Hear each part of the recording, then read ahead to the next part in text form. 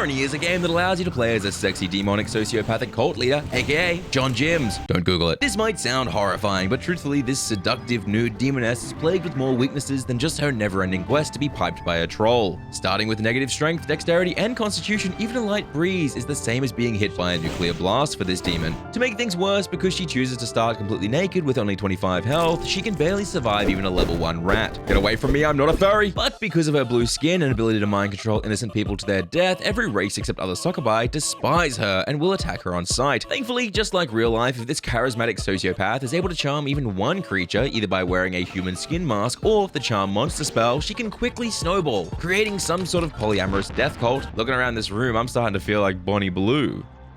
Armed with nothing but her charm, monster rod, sociopathic tendencies, and giant blue breasts, John Jim's goal today is to somehow traverse 35 floors of monster-infested mines, swamps, and ruins, form an army of sexually frustrated incels, overthrow the government, and found Johnstown. But to do that, first, we have to sleep with a hairy, overweight man. No, seriously. You see, John Jim's, just like every wannabe cult leader, is a weak coward when alone, and worse, much like going to a club these days and seeing nobody dance out of fear of being filmed, if we want to eventually create an entire army of meat shields, we need to convince just one person it's a good time. And just like that babysitter you have a crush on, I have my eyes set on your stepdad. Thankfully, we start with the Compel spell, an incredibly limited spell that allows us to give a single command to an enemy, which for now we use badly to try and convince these rats to fight and fail, almost dying immediately. You might be wondering why we don't simply charm every enemy we meet to our side, and it's simple. First, I can't learn the charm monster spell from my book till I level up my mysticism skill, and second, the charm monster staff has limited uses. So for us to survive long term, we need to save our staff for when we see that beautiful, beautiful hairy dong. For now, we make the terrible mistake of fisting giant rats and suckling on their meager XP, but we get lucky and find a local religious fountain. In any other run, these have the potential downside of magically summoning a powerful succubus who will kill you and end your run immediately. However, for us, that would be a free ally who could also charm their own followers and create even larger armies for us. Come on, sexy sister, come on, sexy sister. And it blessed all of my gear, including the torches. Shit. Why is that bad? Because as a demon, we are actually heavily buffed by curse gear. In fact, blessed gear cannot be removed at all, meaning I am now stuck wearing all of this low-level equipment. Things go from bad to worse when I cave and decide to charm a skeleton using our spellbook, just temporarily while we look for our hairy lover. But the blessed torches mean I can't even equip the spellbook, and I'm forced to waste a charge of our charm monster staff on a very weak skeleton who we name Boner. Alright, Boner, you're gonna do all the fighting from now on. We need you to level up so that I can level up so that you can become unstoppable. With our temporary Boner, which is also the name of my new Scar band, we solve one of our early problems and will be able to start leveling up our leadership and mysticism skills whenever he fights for us. However, after 12 straight minutes of exploring the first floor and killing everything we come across, I'm still only level 2. In desperate need of XP, we move on to the next floor and things go from worse to fucked because it's a Minotaur floor. Normally, the idea of having my guts rearranged by a large muscle-bound furry is exactly my idea of a good night out, but sadly, if we are on this floor when the Minotaur decides to eat, it would mean our instant death. But there is a foul-smelling hairy silver lining. That's right, we found him, your stepdad. And as is expected, he is drunkenly sleeping on the floor. We immediately use our charm staff to seduce him. Why didn't that work? Hello? That's right, you see, for the observant watcher, you may have noticed the pop-up saying I can only have one charmed ally. This is a limitation of the charm monster spell, which, like a true gamer, I didn't read. Instead, we're forced to use the Staff of Cold we've been hoarding to blast our dream man to smithereens and gain 2 full levels. We rush through the floor looking for the exit, and having wasted so much time, the truth is at any second now the Minotaur will spawn and destroy our asshole. But things are looking up when we find Roderick, who begins yelling racial slurs at me. I duck around the corner, polymorph, before flashing him my breasts, which allows him to become our first real cult follower. With only a few seconds left until the Minotaur spawns, I have to make one of the most difficult decisions of the run. Will we invade Vietnam in the 1950s? You see, on floor 2, there is always an exit to the Gnomish Mines, a secret floor filled with horrific short fat gnomes who will quietly gibber and jabber in the dark, waiting for you to turn the corner before blowing you apart with their lightning staves. Still incredibly weak, we will easily be one hit, but there is not one, not two, but 3 things we need to make this run work, all of which are in the mines. So we risk it all in search of that good dong. wrong. Unlike the American military, I understand the need to be incredibly careful and plan out every move perfectly. So I immediately equip a blessed necklace of poison resist for no reason and make it so I can no longer equip good necklaces. We then chug some water from another religious fountain which blesses all of our gear again, completely locking off the rest of our equipment slots. Stunned by my own incompetence, a gnome uses the chance to ambush us from behind. Holy crap! Roderick, wasting no time, leaps into action, easily slitting the gnome's fat little jugular. Quietly, we begin marching through the dark labyrinthian hallways, following the horrific jibbing and jabbing echoing from the shadows. But it immediately goes wrong as our only damage, the Staff of Cold, shatters in our hands. Suddenly, Boner charges past me, taking a blast of lightning to the chest, and quickly slits the gnome's throat, allowing us to take his staff. Okay, Boner, I'm going to keep you alive forever. Just for that, you saved this whole run. Screw charming a troll, you're coming with me to the end. Boner is killed immediately by a troll, allowing us to finally fulfill our wish of charming Trolly McBigDong. Item 1 of our checklist is now complete, and immediately after joining us, Trolly turns the corner, crushes a gnomish miner's skull, and allows us to steal his pickaxe. This ticks off item number 2, so we head north. Along the way, Trolly and Roderick almost die repeatedly, but thanks to some careful application of extreme electrical violence, we managed to find what we were looking for, a small shack with a very racist bald man inside. Polymorphing, we trick him into letting us pull on his mysterious lever before making our way back to the far south of the map, where the rare artifact helmet is guarded by gnomish traps, which we easily cheese thanks to our pickaxe. It's then when we are forced to watch as our prize, the Sphinx's cask I desperately need, is stolen by Roderick. Dude, what the fuck? Why do you think you can have that? As punishment, we force him to strip nude in front of us, hoping to laugh at his manhood. Sadly, he was clearly named Rod for a reason. Either way, we take the unbreakable helmet, which will give us +4 AC and 8 intelligence. Powerful, yes, but our true goal is to find the crown, an item that buffs all the followers that we currently have and will make this run unbelievably overpowered. For now, with all 3 of our goals achieved, we decide to leave immediately, but it suddenly goes wrong. Roderick is ambushed by a troll, my staff breaks, and I'm forced to watch the first member of our cult has his head crushed in. Until, with 1 hit left, Trolly steps in and kills his own brother for our cause. We flee to the next floor, bloodied but alive. The next few floors go incredibly smoothly thanks to the sheer overwhelming power of Trolly and Roderick. And thanks to my polymorphing abilities, I'm able to seduce our first fodder tier of the cult members, Dudley and Sean, before entering another secret floor, Minetown. Our goal here is to selectively recruit another 4 fodder, particularly the well-geared ones. That guy looks good. Oh, that's a woman. Sorry, that's my bad. Polymorphing ourselves to avoid being murdered by the aggressive and overpowered shopkeepers, we decide to roll the dice buying several unidentified spellbooks, desperate for a consistent way to do damage. Sadly, we only learned several overpowered support spells, in particular, Maximize, which will buff an ally's strength and constitution temporarily, Spin, which just spins an enemy around,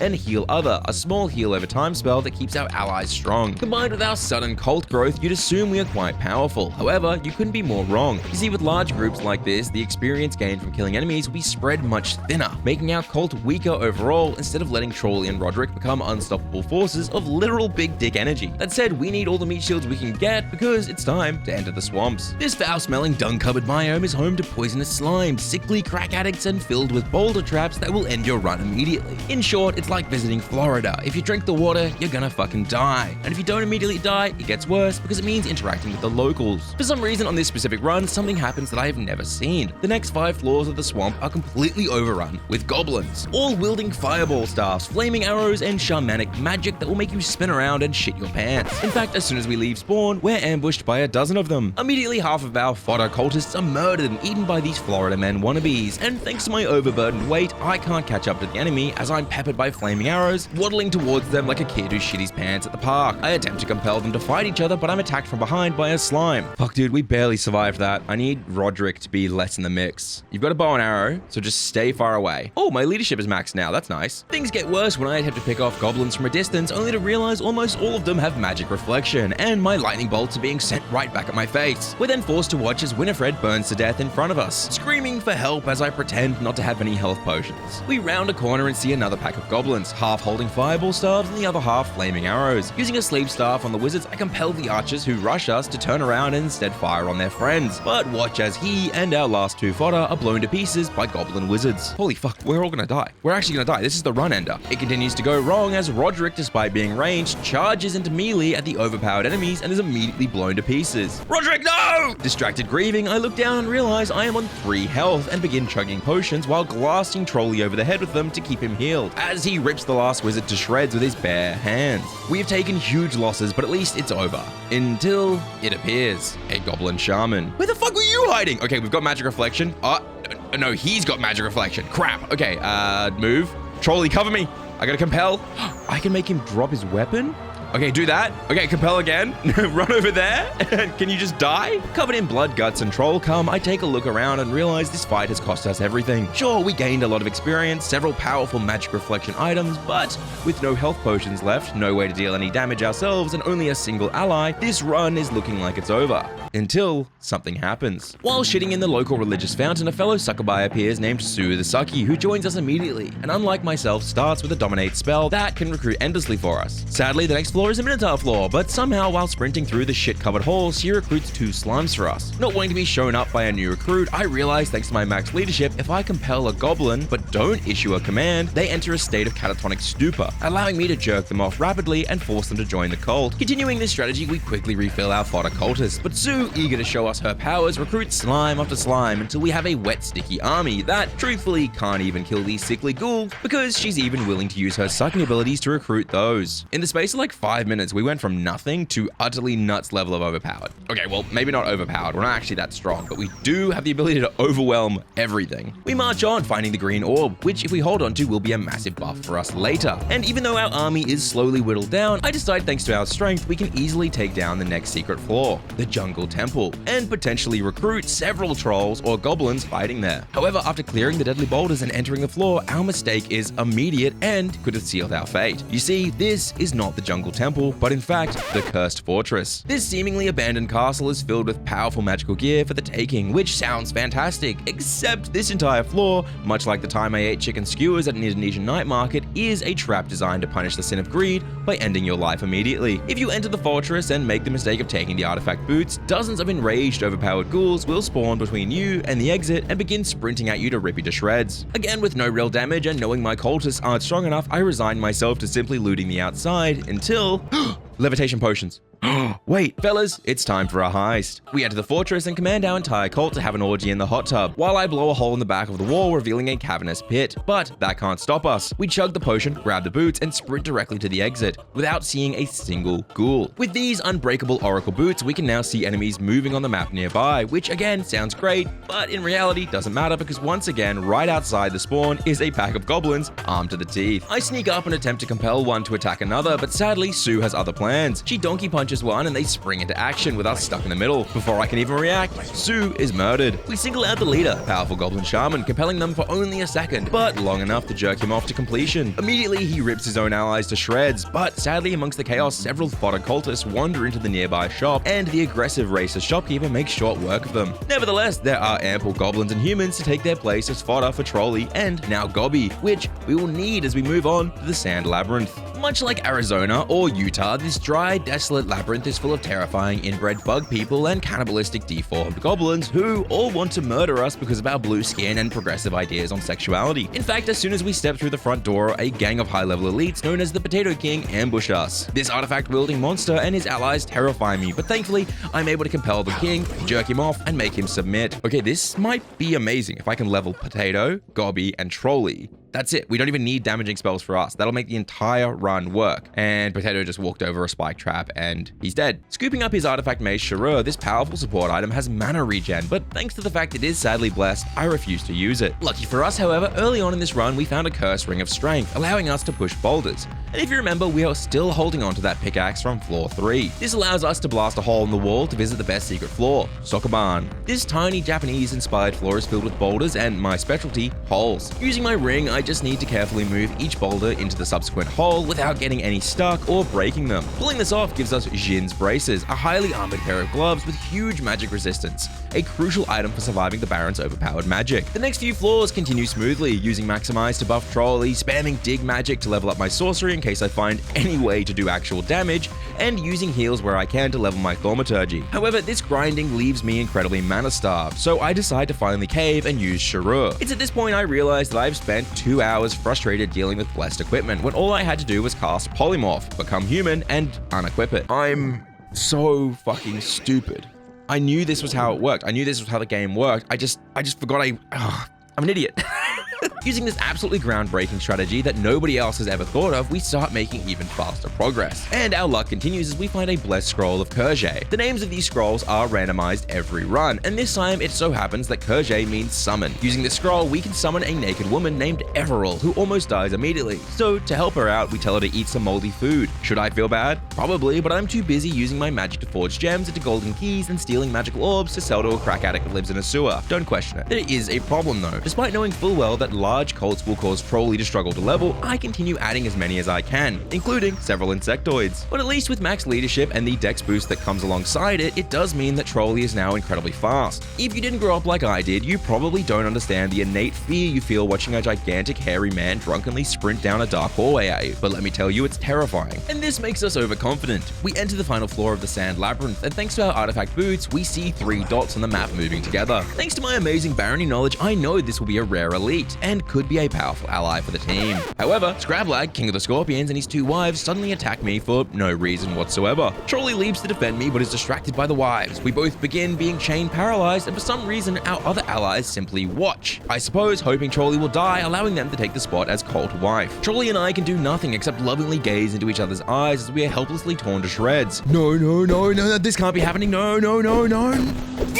Distraught that I'll never have dong like his again, I take a look around and realize there might not be any point to continuing. Losing Roderick was devastating, but losing Trolley hurts in a way we never expected. None of our other allies are anywhere near close to the level he was, and they can't tank or damage like him either. And most importantly, they can't cuddle me at night for warmth. We wander aimlessly and press on knowing that once we enter the next biome with no decent damage ourselves, and our allies so far behind in experience will be dead in seconds. And as I trudge along considering committing honorable seppuku, I find something. A scroll of +2 blessed summon. Without thinking, I use it, and instantly a level 20 demon bursts out. This is one of the strongest monsters in the game, and we have not 1, but 4 in our cult now. Fellas, this might be fucked. But will it be enough to survive? The Ruins. A cavernous damp castle filled with horrific foul-smelling bugbears, gaggles of gnomish thieves that use traps and explosives to render their victims motionless before stripping them nude and eating their genitalia. And of course, demons that can kill me in a single hit or blow me to pieces with a single fireball. Of course, we don't have to worry about the demons as they're a rare spawn. And with our front door being locked, we blast open the back instead and walk directly into 3 demons. Are you fucking kidding me? Immediately, one of ours is killed and we take immense damage, making one thing very clear. Our allies might seem strong, but they are underleveled, and worse, I still don't have damage or defense to do this solo. Meaning the next 5 floors are going to be incredibly difficult if we can't find stronger allies or some sort of damaging spell. Cutting our way through dozens of gnomes, the fighting is similar to Black Friday in America. Tiny fat people being crushed left and right. I accidentally step in some sort of trap, blacking out, and when I come to, every gnome around me is dead, but so is half the cult. Fellas, this is bad. Without the demons, we won't make it much further, which means it's time to recruit the true incels of Barony. Equipping a ring of levitation and blasting a hole in this wall here allows us to find the next secret floor, the Wizard's Tower. A secluded library full of book-learning nerdy wizards that hate me for my blue skin. So I polymorph and prepare to recruit all of them for our cult, except I misclick a scroll of summon which fills my team with level 1 rats and stops me being able to recruit anyone because there is a cap. Thanks, Barony. Ransacking the wizard's belongings either way, we find several spellbooks, but it seems like there is nothing that will help us deal any real damage. Until we find it. A spellbook of Meteor. If we can level our sorcery and unlock this spell, we'll be able to call down flaming planetary bodies to crush our enemies. Over the next few floors, the rats and other fodder die as I spam sorcery spells over and over, desperate to level up. And eventually, we're able to learn Meteor. And we go from having no damage to being able to almost one-hit entire packs of enemies, and anything that doesn't die immediately burns to death quickly after. Our remaining allies throw themselves against waves of gnomes, a chaotic mess of explosions and death. We collect the 3rd and final orb and celebrate by raining meteors down on these little freaks who are perfectly trapped and lined up on this balcony. Say cheese! Before we know it, we enter the Baron's chamber. With these 3 orbs, I could buff myself and my entire cult an extreme amount. Instead, we decide to be greedy and sell them to a sewer-dwelling crack addict later. Again, don't question it. We prepare to face the old man who stands between our founding of Johnstown by spam casting Maximize on our demon and lining up a meteor that as soon as this decrepit, dusty old bastard appears, we send directly into his skull. However, it starts to go wrong as we take a powerful blast of his magic and our reflection amulet breaks. We duck, weave, and equip a new one everyone as our team peppers him for over half his health. But then the Baron summons a pack of imps that rips our final demon to shreds, and they turn to me. But for some reason, they don't attack, instead turning on the Baron himself. We watch as his own imps tear him limb from limb, and just as the Baron dies, we call down a final meteor on the last imp, securing our victory. With the Prime Minister dead and a power vacuum to fill, we hurry back to town, ready to tell everyone of our new city, Johnstown, only to find out the incestuous Krusty the Clown twins who run the Magician's Guild have taken over, ascended to godhood, and as their first act, they've banned Kool-Aid. Fellas, I'm pissed. Forced into the sewers, we make our way to the local crack dealer, hand over the equivalent of 3 small nuclear demon cores, which will allow me to purchase incredibly rare artifacts, such as this feather for crafting scrolls, and this magical bow that I plan to give to Gobby to make him truly overpowered. Here you go, little guy. Try this one out. Holy crap, you picked up a cursed crossbow at some point. He can't drop it. I just spent like $8 grand on this and he can't drop it. With polymorph fading, we head topside, begin selling tens of thousands of dollars worth of stolen goods, using the profits to buy every scroll, spellbook, potion, and even equipment for our allies. Sadly, no matter where we look, however, we once again can't find a single crown in the shops and move on, recruiting the most powerful adventurers in the world to our team: the Magician, Marksman, Cleric, and Barbarian. We find 3 particular spells that will come in handy, however: Troll's Blood, which allows us to boost regen of all of our allies, Extra Healing, which is a mass AoE heal, and Wrath, essentially the lightning equivalent of Meteor. With all of this preparation, we enter the caves feeling incredibly overconfident, and let me tell you, that was a mistake. The caves are filled with, to everyone's surprise, cave golems, giant tanky behemoths who can charge up an AoE smash attack that instantly turns anyone with less than 150 health into a smooth red paste. For the observant viewer, you'll notice that includes everyone in my party, including myself. As soon as we enter the first floor, we turn the corner and watch helplessly as the Cleric and Barbarian experience this immediate death. The next enemy we encounter is another golem, who this time one hits an unnamed goblin we've had since the swamps, and the Magician. Thankfully, our AoE heal just barely keeps the Marksman and Gobby alive by a hair. We make our way to the exit, gathering 2 Incubus allies on the way, but one of our arch enemies, a cockatrice, sneaks up from behind and begins tearing us a new asshole. In just 3 enemy encounters and a single floor, we have lost 10 different cultists, who are all level 27 or higher. Something inside me is slowly breaking as I watch our our friends and allies murdered before my very eyes. I rush forward, entering the next floor, only to find it home to a Minotaur. Wasting no time, I sprint down the dark corridors, recruiting automatons, incubus, and even charmer kobold, desperate to refill our ranks and save as many lives as we can. But they're all destroyed as we encounter cockatrice after cockatrice, golem after golem, more than I have ever seen spawn. Oh, I mean, Gobby and Marksman are getting stronger, but this is brutal. I think I should just leave. I'll probably just dig my way to the eggs. Holy shit! Suddenly, a golem and a cockatrice dash out from the hole in the wall. We take the golem down quickly, but the cockatrice is on top of our Marksman. I can do nothing except spam heals. If I stop for even a second, he is dead. He tries to kite, but it's on him like glue. And after what feels like hours, the cock goes down, and we barely have survived. Fuck this. We are leaving this floor right now. Oh, boulder sound? No. No! Fuck, we're literally back to just Gobby. Okay, I guess we take the bow and we'll keep it for Gobby, I guess. Maybe his crossbow will break. And it's another Minotaur floor. Come on! We beg Gobby to rest in the spawn as we sprint out into the caves and somehow manage to charm a level 30 crystal golem before fleeing into the next biome, the Clockwork Citadel. This aggressively overstimulating, never-ending cavern of twisting hallways and trapped rooms is our final challenge before we take on the New World Order. Packed full of blood-sucking elder vampires, drunken goatmen, and worse, even more golems and cockatrice, this is the biome that could end 4.5 hours worth of work if we're not careful. So I decide to strangle myself with a necklace while beating off, because just like real life, this special skill allows us to regain a portion of our mana. Our goal in these final floors is to gather as many goatmen and incubus as possible to act as a meat shield in the final fight. Sadly, it doesn't matter how many we recruit, everyone seems to die to cockatrice. And yes, the irony that this run is being tormented by an enemy named Cock is not lost on me, and I'm forced to do nothing except spam heals to keep Gobby and Golem alive. Thankfully, the fact that this takes up so much of my mana means I get another excuse for more autoerotic asphyxiation. And while I'm distracted beating my meat, our Golem enters a shop. As we have sadly learned, shopkeepers are terrifyingly powerful mages, meaning he is blown into tiny crystal chunks immediately. I try to run, but I'm shocked to see our allies are somehow winning, and begin spam healing. Somehow the shopkeeper explodes in a mass of items. There it is. Not 1, not 2, but 3 crowns. The item that would have buffed all of our followers and kept them alive to the very end. Exactly what we've looked for the entire game is sitting there in front of us. and now it's completely useless. With our golem gone, we can officially charm a new creature. I have the genius idea of trying to charm a cockatrice, which goes about as you'd expect. Immune to magic. Holy shit, that's bad, run! Over the next few floors, this cycle continues. Allies being ripped apart by more cockatrice than I've ever seen, strangling myself for mana, and charming a vampire who, that's right, is killed by a cockatrice. Truthfully, unless something changes, this run is over. You see, as strong as we are, this team won't be enough to take down the final boss. So just like real life, we decide to infiltrate a rival cult and kidnap its women. We enter the secret floor, Bram's castle, filled with powerful undead warriors, mages, and demons. The first floor of fodder is nothing compared to our meteorite, and we quickly make our way to the second floor, where normally we'd have to fight our way through several rooms. However, as a fellow succubus, it's easy to convince his wives to join our side. Continue marching several floors up, we begin summoning meteors down on the old man's head and steal his artifact cape, giving us endless levitation and mana regeneration. Somewhere in this cave, we also found a new spell,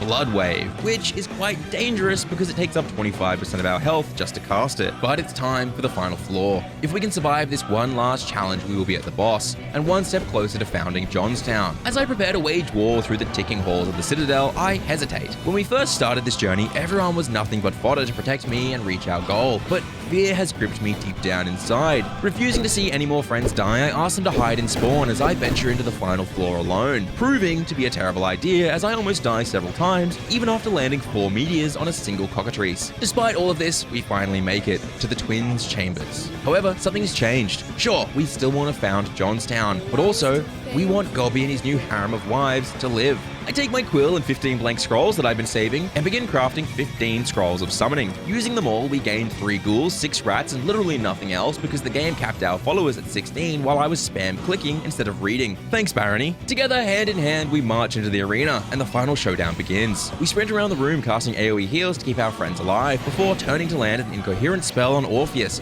weakening all of his magic attacks. Our friends have been focused on Eurydice, and by the time we even see her, she's half health, but we are suffering losses. I decide it's time to risk it and cast Blood Wave, costing 25% of my health. But as it crashes into Orpheus, he takes over 500 damage and almost kills him in a single shot. Sprinting away, we heal up and accidentally put on a necklace of sex change. Now I'm a boy succubus, I guess. This is totally part of the plan. Realizing I am low on mana, I strangle myself a bit while jerking off and look down to see my mace tells me that jet fuel can't melt steel beams. What the fuck, Shura? What? If the fight continues like this, we're certain to lose Gobby. I charge up my lightning and start blasting Orpheus, but it's simply too weak and wastes most of my mana. With only a bit left, we use Troll's Blood and the AoE heal. All I can do now is risk another Blood Wave. Rushing forward, we hit Eurydice for 230 damage. She explodes in a mess of viscera and gore. I turn to attack Orpheus, but I can't see him anywhere, and realize while distracted, he has cornered Gobby. Before we can act, he cuts his head off. Out of mana, enraged, we slam him with a Blood Wave, and with that, after a single 5-hour run, and over 6 achievements, some of which only 0.4% of players have ever achieved, no one can stop us from founding Johnstown and sharing our special red drink with the world. However, looking around, I am alone. Here you go, Gobby. You're gone, but at least you finally get your artifact bow. Thank you to our $1 members who make these videos free and subscribe to join Johnstown. I swear you won't have to drink a red drink.